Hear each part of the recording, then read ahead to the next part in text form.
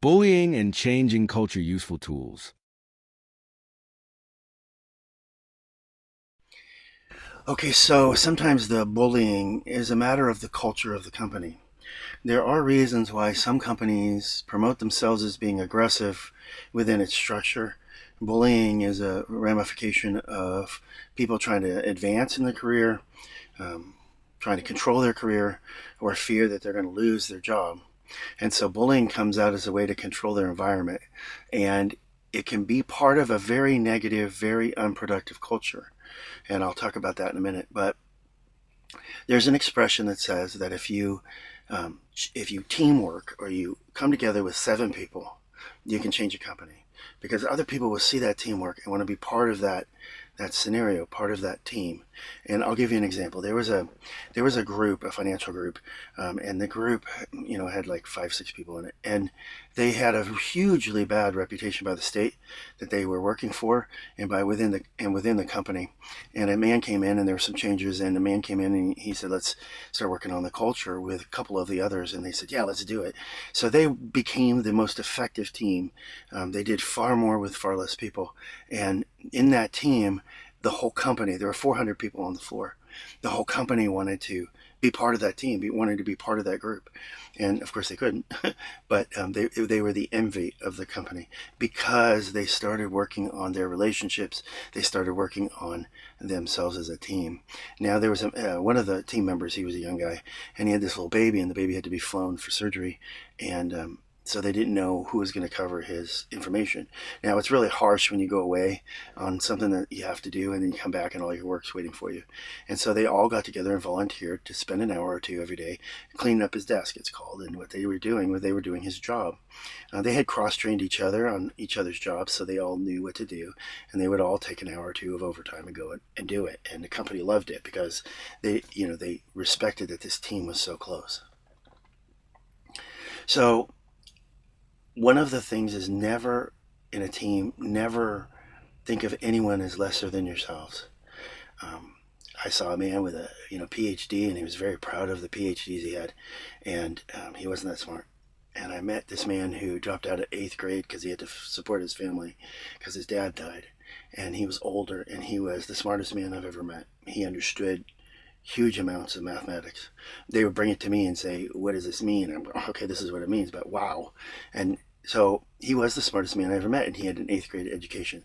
So don't look down on anybody that's going to be in your team or around you. This group was so respectful to other people that they loved being around these people.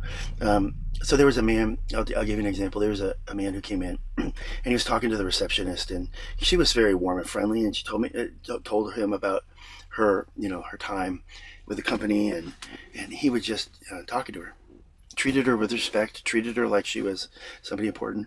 Verbally, he used no invalidators and he used only validators. So the next woman came in and she was all dressed up and she had all this stuff into her name and all this education and all this other stuff, and she was rude to the lady. She was just like, you know, rude. She was using it. That's an invalidator. She was using invalidators, and so the conversation went through, and they went to go into the interview.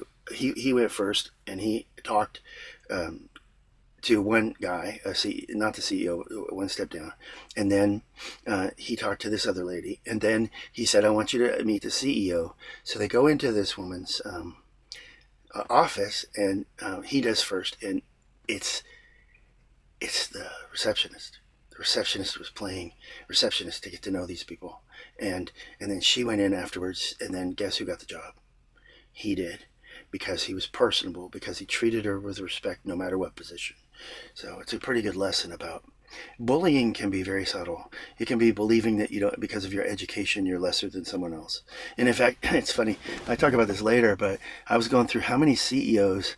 I mean, dropped out of college, don't have a college degree. It's like, okay, so there's Bill Gates, there's Steve Jobs, there's the guy that started Tumblr left high school at 15. There's Oprah Winfrey. There's all this list of people. Almost everybody that's a billionaire now dropped out of college. And it's just amazing to see. So you can do that research. I'll do a little bit later in another video, but it's just don't treat anybody as an underling. Don't treat anybody as more important than you. That's true.